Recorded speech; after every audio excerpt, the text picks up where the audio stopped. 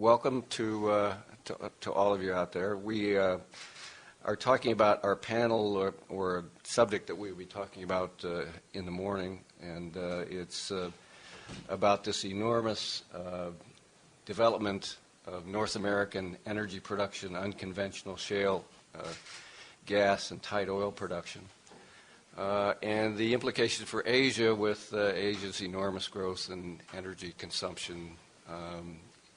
And, what does that mean, that huge revolution in North American energy production, what does that mean for Asia? How important will that be for meeting Asia's growing energy demand?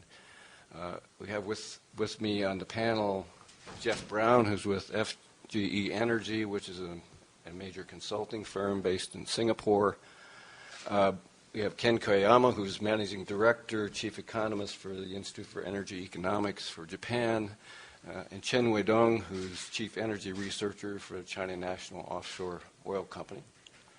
So welcome. Thank you all for sitting in. Let me just make a few opening comments, and then I'll ask the others to make a few comments of their own. You have two things going on. One, this huge revolution in North American oil and gas production literally has reversed a 40-year decline in U.S. oil and I think probably natural gas production as well. And so a whole era of energy scarcity that we've been living with in the U.S. and energy security is becoming an era of energy abundance, surplus, and the potential to even be exporting natural gas for sure, and very possibly oil. So you have that at the same time that you have this enormous growth in Asia's energy demand, particularly China, India, Southeast Asia, as well as the need for more things like LNG in places like Japan and Korea, who have challenges in terms of nuclear and where new supplies of liquefied natural gas would be terrifically important to their energy mix. So, in a sense, you've got the proverbial match made in heaven between an energy-long North America and an energy-short Asia. Makes perfect sense. It should work. The challenge is that you've got a whole set of infrastructure and policy and trade and other constraints that make having that North American energy meet up with Asian energy consumption far more difficult than it would look like from the outside. So lots of rules have to change in North America. You have to have infrastructure development, pipelines built through areas that are environmentally as well as sensitive, as well as areas that are areas controlled by native groups in Western Canada, for example. So developing the social license to move that oil and gas to tidewater, as they say, to the West Coast so we can get to Asia is certainly a challenge. So lots of things have to happen to make this match made in heaven actually come to fruition. We're beginning to see it, but there's a long way to go. So I think I'll kind of stop with that little preamble. That's, I think, the big pieces of this puzzle. And I thought it might be good to ask Jeff maybe first, and then Ken to talk about how important is this North American energy boom for Asia? In what ways? What are some of the complexities and key issues that have to be sorted out? What effect might this have on Asia's oil and gas prices? Is it already having an effect on availability and prices? And I think I'll start with you, Jeff, and then Ken, maybe you can comment as well, and then ask Dr. Chen to talk about how this looks from China's perspective, because that's the biggest source of energy consumption growth that we've seen in the last 20 years and continue to see. So I think it's probably fairly important to China as well. So with that little preamble, Jeff. Thanks, Mike, for having me here for this. Maybe what I'll do is I'll focus my comments a bit around gas, because I think that's probably where most of the real action is when we look at the impact of the sort of shale oil and gas revolution out of North America. I mean, oil I can touch on, but gas is probably where we're seeing the biggest activity. There's obviously been a huge amount of excitement out in Asia about the potential for gas exports from the U.S. and importing into Asia. I think 2 or 3 years ago, the excitement was huge, but then reality did hit in the sense that if you want cheap gas, you do have to be in North America. You know, by the time you liquefy the gas and bring it out here, you have to add on about $7 per million BTU. So if you figure the long-run price for gas in the U.S. for Henry Hub might be about $5, which is in line with a lot of estimates, that still puts you at $12 out in Asia. And just to give you some context, I mean, right now the spot price for LNG in Asia is about $11.50. Okay, if you just brought it in from the Atlantic Basin. The long-term price is still much higher, but we have seen some pressure on long-term contract prices. So like you'd expect, I mean, this is big. A lot of volume will come. The U.S., we think, will probably, it'll be right neck and neck with the Qataris and also Australia as the largest LNG exporter in the world. But it's not necessarily cheap gas. It is cheaper, and it's potentially the big impact that we've seen is it's much more flexible. Okay, so in the past in Asia, buyers were quite constrained in the terms they could get from sellers. So they were very often had destination clauses on. There wasn't much seasonal flexibility. You couldn't redirect it to other markets if your market was full, like we've seen in Korea recently, for example, if you had too much gas on your hands. With the U.S., you basically can do that. And sellers have had to respond to this. So we've seen the big change we've seen recently in terms of the contracting is there's a lot of optionality in the contracts. There's a lot of flexibility. So in the past, whereas LNG contracts used to look very, very, very similar across the different contracts, and basically you would just debate around price, now it's becoming much more like other markets, and the other clauses become very, very important. So I would say it's certainly having an impact. The volumes will be large, but we have seen that not every buyer in Asia, especially given the way the market has been moving, wants Henry Hub linkages. Okay, and certainly some of the sellers of Henry Hub gas, remember quite a bit has been contracted already. We look at it now at the market, about 35% of that has not been sold yet or has not been sold onto an end user. So it's not easy right now. We think they will find buyers, but it's not. The market is sort of having a bit of a pause at how much and looking at how much Henry Hub related gas it wants to take.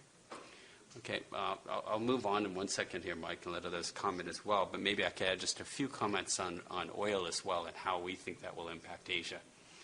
Of course, oil is, the increase in production has been huge out of North America as well. If you look at North America over the last 3 or 4 years, it's added the equivalent of a Kuwait in terms of the volume of production. So it's huge. It's now approaching, U.S. alone is now starting to come close to Saudi Arabia in terms of crude output, and it's always already well above Saudi Arabia and Russia in terms of total liquids output. So it's very, very big. Of course, the U.S., though, won't allow exports. Okay, it won't allow exports of crude. Now, something that's been debated recently is whether or not condensate exports should be allowed. And condensate's the very light crude, really high API. It tends to be very high in naphtha and gasoline and very light products. And recently, actually, the U.S. government, one of the agencies within the U.S. government had actually did a clarifying comment, and it appears they are going to allow some condensate exports. Okay, how much is still very unclear. A lot of things are very unclear related to it. The one thing is, though, out in Asia, interestingly, we need condensate. And actually, Korea, where we're sitting, is building 2 condensate splitters. Okay, so actually, it will have these sort of impacts around the margin for Asia. Okay, certainly if you're a trader of oil and oil products, it's very, very important what's happening in the U.S. If you're a refiner, it's very, very important. If you're a policymaker or a person who's just consuming oil, I think the number one impact is just that a lot of supply is coming to the market, and that's helped keep price down. The one other thing that I'll close on that's important from a policymaker's perspective, I think, as well, is that in the past, If oil prices dropped, the main mechanism to bring prices back up or to regulate prices was OPEC. So OPEC and especially the Saudis would cut. Now, for the first time ever, really, we see something out there that when the oil prices drop, almost immediately, North American production, if prices did in fact drop, we would see North American production respond. So in some ways, we have a bit more of a regulating price mechanism to sort of keep oil prices in certain ranges, which we didn't before. Good, thanks. Ken, do you want to add your thoughts about, we yes. talked about it a little bit this morning about the dimensions of this. Firstly, that Japan, as a country with heavy energy import dependence, we always closely watch what's going to happen in the international energy market.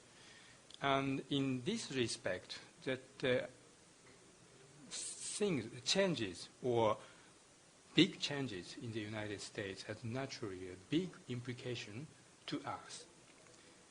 U.S. was surpassed by China as the world's largest primary energy consumer several years ago, but considering the fact that Chinese energy consumption is concentrated on coal, that market share of the United States for oil and gas, which are most internationally traded energy commodity, that the U.S. presence is still so large. The market share still exceed 20% for both oil and gas. Under these circumstances, the surprisingly strong growth of oil and gas output in the United States has a big impact for global oil and gas market, as well as a big impact for Asia and Japan. It's quite a natural story, I think. In particular, after the Fukushima nuclear accident, we are really dependent on fossil fuel import to offset the decline in nuclear power. So we need to have a stability and security of supply of oil and gas for both volume and price terms. And in this respect, we are expecting that the U.S. role, say, to affect or stabilize the oil and gas market can be enormous. As Jeff pointed out, already many LNG projects are being proposed and permitted by government, and government permitted volume, as far as I remember correctly, is exceeding 60 million tons for LNG, which is close to Qatar production, which is the largest LNG exporter in the world at this moment. And also, I completely agree with Jeff's point that the flexibility of U.S. LNG matters a lot. So from Asia or Japanese viewpoint, the emergence of large-scale LNG export from the United States provides us a new supply, large quantity of new supply, and diversified source of diversification, and also source of flexibility, and source of diversification of pricing mechanism.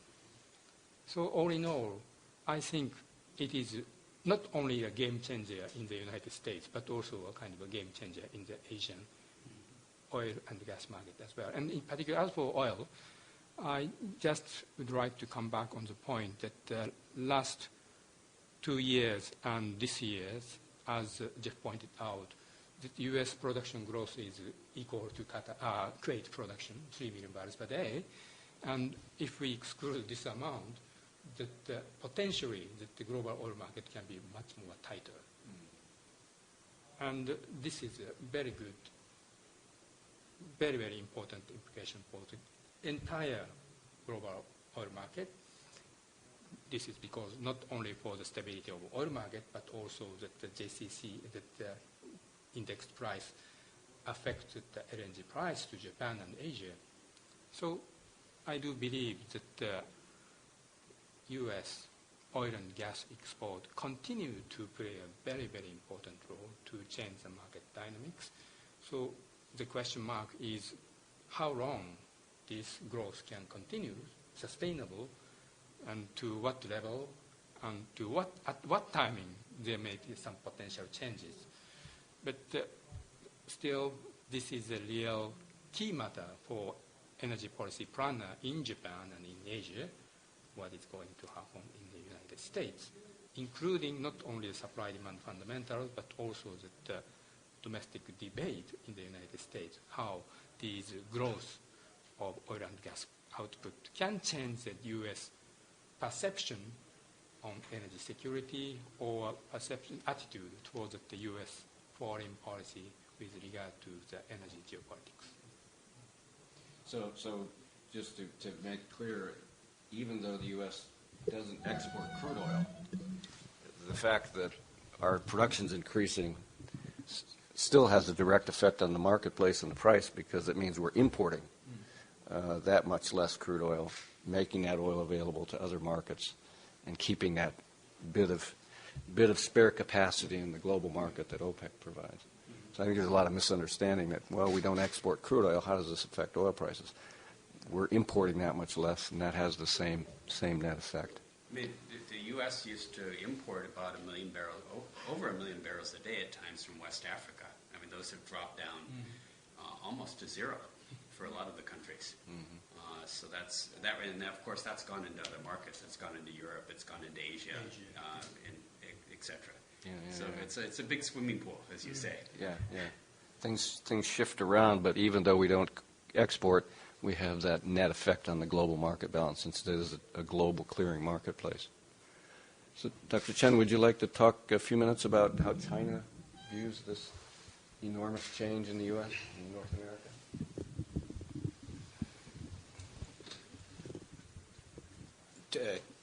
2012, Judge Mikkal interviewed with a Japanese media, talk about the world shale gas. He tells the media that 1988, there were four Chinese engineers, the geologist from Daqing, visited him at his office. You know, in that time, even U.S. not many people talk about the shale gas. The knowing of the shale gas after 2000.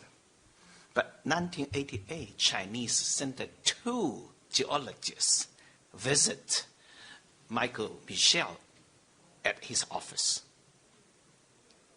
But the 4 geologists comes back has no voice at all. Actually, Chinese talk about the shale gas is after 2009. We kick off something because they sign an agreement, the 2 governments, President Hu Jintao and Obama signed the contract to help Chinese to develop the clean, that time to clean energy, not the specific on the shale gas yet. Yeah, but now China already drilled almost 300 shale gas well. The second most has been drilled country, next U.S. This year, Chinese shale gas will be reached, the production will reach 1.2 billion cubic meter by 2015, next year, maybe up to 6.5 billion. 6.5 billion for a small country is big number. Yeah, it's big number, but for China, almost nothing. But that tells us we have the resources to sell, and also have the tight oil resources as well. And few years practice, we prove that shale gas and the tight oil not only can produced from U.S., also other places. I recognize that U.S. shale gas revolution and the tight oil revolution not only increase the production in U.S. domestic, but also tells the people we have much more energy resources before we did not treat that as energy resources.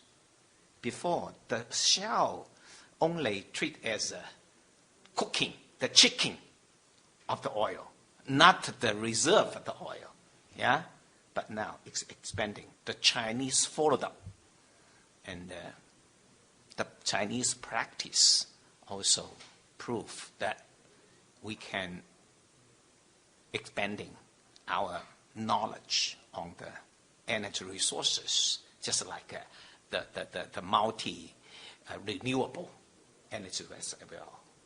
And maybe Japan may create another technology breakthrough, like the so-called the ethno-hydro? Meson hydro. Yeah, meson hydro. So actually, in 80s, 90s, people thinking war is on the oil peak. We will permanent lack of energies. But through the innovation, the technology revolutions, we opened up more possibilities of the energy resources. The LNG also very important technologies.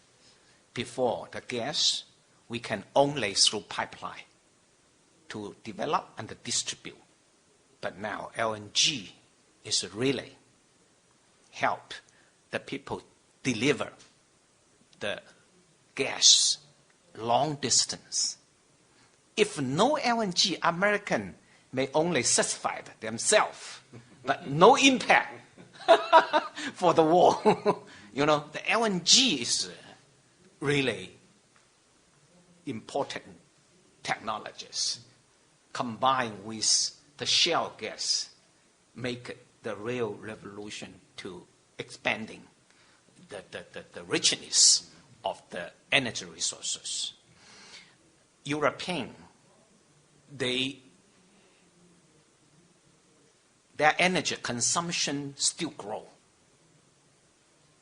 But the oil consumption, even the gas consumption decline. That also saw another big, progress.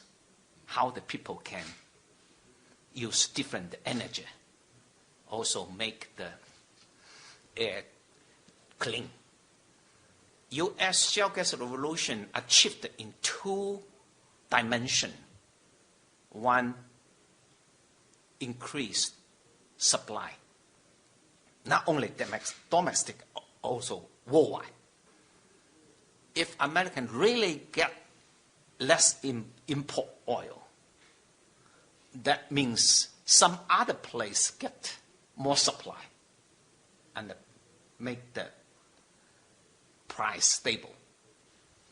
Another dimension is reduced emissions. Yeah? Since 2005, I remember, maybe wrong, to now, American energy consumption almost 50% increased. But the emission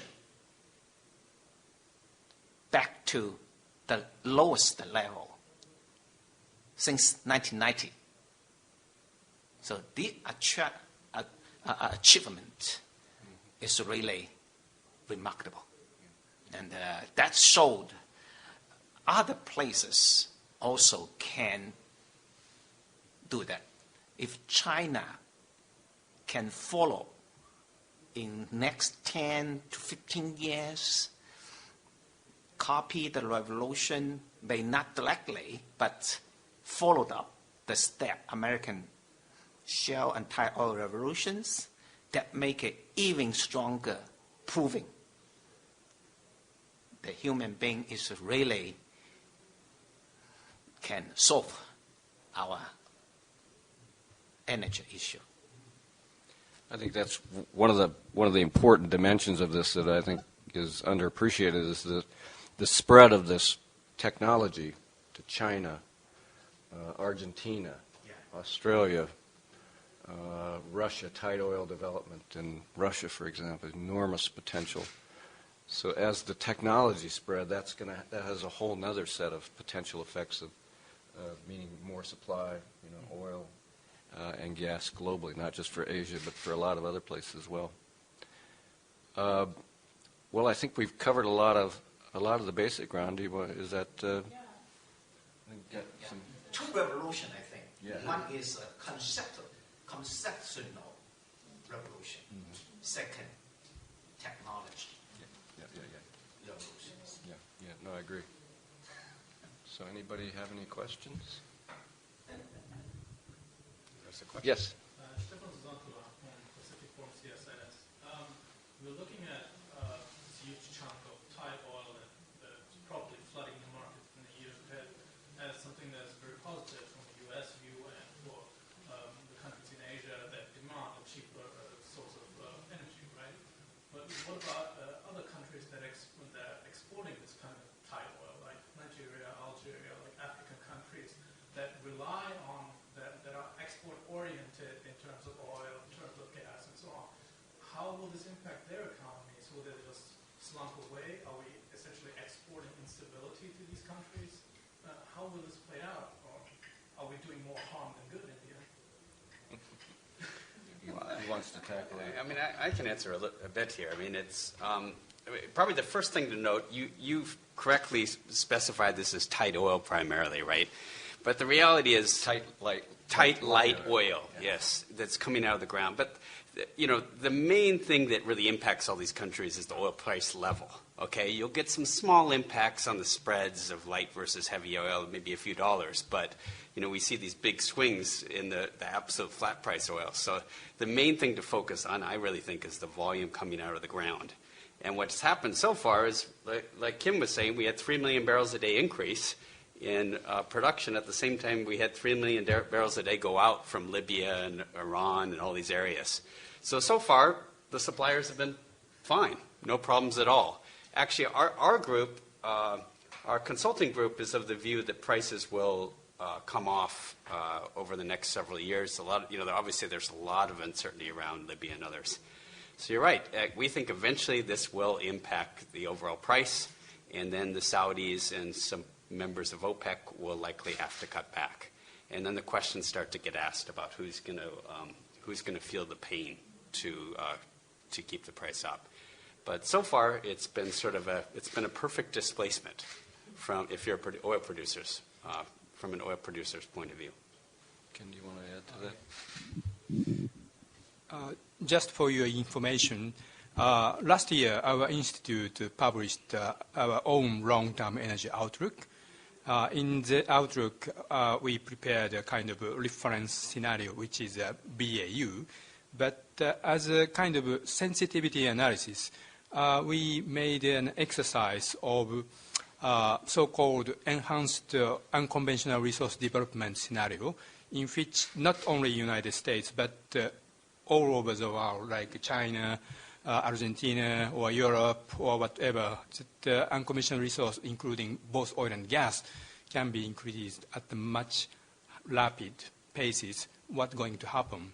The net result was a very kind of serious implication for existing major oil and gas exporter in the Middle East and Russia, that the net export volume will be significantly lowered as compared to the BAU or reference case, and also there will be a negative impact on the trade and also GDP. I visited several producing countries, major producing countries, to have a discussion with this result. So it was a quite interesting experience for me. Of course, that in the long run, there are lot of uncertainties, so no one knows what actually going to happen in the unconventional resource development. But I think that clearly that the pace or degree of the development can affect that all the market or stakeholders in this business.